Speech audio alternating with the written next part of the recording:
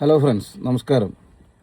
നമ്മൾ പ്രേത സിനിമകൾ കാണാത്തവരായിട്ട് അധികം ആരും ഉണ്ടാവില്ല. ഞാൻ ബേസിക്കലി ഒരു പ്രേത സിനിമ ഫാനൊന്നുമല്ല. എന്നാലും നമ്മളെല്ലാവരും വളരെ പേടിപ്പെടുത്തുന്ന മലയാളത്തിലും തമിഴിലും അല്ലെങ്കിൽ അതർ ലാംഗ്വേജിലും ഒരുപാട് നമ്മൾ പ്രേത സിനിമകൾ കണ്ടിട്ടുണ്ടാവാം. പലതും പേടിപ്പെടുത്തുന്നതാണെന്ന് എന്നൊക്കെ വിചാരിച്ച് നമ്മൾ കാണുന്ന കോമഡിയൊക്കെ ആയിരിക്കാം.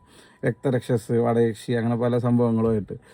പക്ഷേ നമ്മുടെ ഒരു പ്രേതം നമ്മുടെ അടുത്ത് വന്നിട്ട് ചിൽ ബ്രോ, പേടിക്കണ്ട, ഞാൻ വേണമെങ്കിൽ ടെൻഷനാണെങ്കിൽ പോയിട്ട് പിന്നെ വരാം, ഞാൻ പറയട്ടെ, ഞാൻ പറയണത് നിങ്ങളൊന്ന് കേക്ക് എന്നൊക്കെ പറയുന്ന ഒരു ബ്രോ വൈബ്, ഒരു ബഡി വൈബിലുള്ള ഒരു പ്രേതത്തിന് നമ്മൾ ആരെങ്കിലും കണ്ടിട്ടുണ്ടോ? ഏഹ് ഈ അടുത്ത് നിവിൻ പോളി ജനാർദ്ദനേട്ടനൊക്കെ അഭിനയിച്ച സർവം മായ എന്ന് പറഞ്ഞിട്ടുള്ള ഒരു ബ്യൂട്ടിഫുൾ ആയിട്ടുള്ള ഒരു പടം, അതിലൊരു പ്രേതമുണ്ട്. ഇതുപോലെ അടിപൊളിയായിട്ട് ഇത്രയും മനോഹരമായിട്ട് ഒരു പ്രേതത്തിനെ ഏതെങ്കിലും ഒരു സിനിമയിൽ അഭിനയിച്ച് ഞാൻ അവതരിപ്പിച്ചിട്ട് ഞാൻ ഇതുവരെ കണ്ടിട്ടില്ല. അതുമാത്രമല്ല, അതിൽ വളരെ മനോഹരമായിട്ടുള്ള സ്ക്രിപ്റ്റാണ്, ഡയലോഗുകളൊക്കെ ഭയങ്കര രസമുള്ളതാണ്. നിങ്ങൾ കാണാത്തവർ ഉണ്ടെങ്കിൽ ഇപ്പോൾ മിക്ക തിയേറ്ററിലൊന്നും ഉണ്ടാവില്ലായിരിക്കും, ഒ ടി ടിയിലൊക്കെ കാണാം.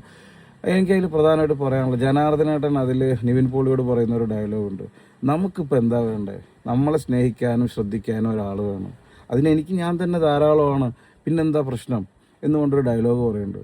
വളരെ ബ്യൂട്ടിഫുൾ ആയിട്ടുള്ള, വളരെ അർത്ഥവത്തായിട്ടുള്ള ഒരു കോൺസെപ്റ്റാണത്.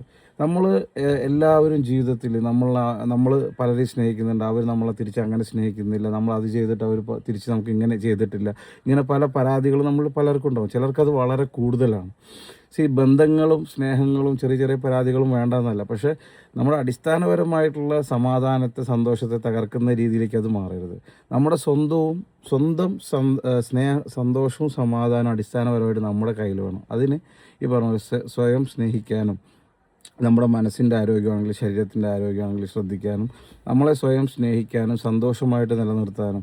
സ്വാമി വിവേകാനന്ദൻ്റെ ഒരു വാക്കുകളുണ്ട്: ഏറ്റവും വലിയ പ്രാർത്ഥന എന്ന് പറയുന്നത് സ്വന്തത്തെ സന്തോഷമായിട്ട് നിർത്തുക എന്ന് പറയുന്നതാണെന്ന്.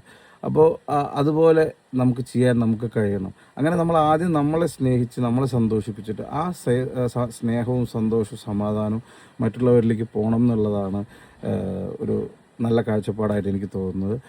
നിങ്ങളെല്ലാവരും അതിനെപ്പറ്റി ആലോചിക്കുക. ഇന്ന് ഫെബ്രുവരി 14 ലോക പ്രണയ ദിനത്തിൽ നമ്മുടെ ചിന്ത അതാവട്ടെ. നമ്മളെയും നമ്മുടെ ചുറ്റുമുള്ളവരെയും പരമാവധി സ്നേഹിക്കാനും സന്തോഷിപ്പിക്കാനും നമുക്ക് കഴിയട്ടെ എന്ന് സ്നേഹപൂർവ്വം പറഞ്ഞുകൊണ്ട് നിർത്തുന്നു. വീഡിയോ ഇഷ്ടമായെങ്കിൽ സബ്സ്ക്രൈബ് ചെയ്യുക. നന്ദി, നമസ്കാരം.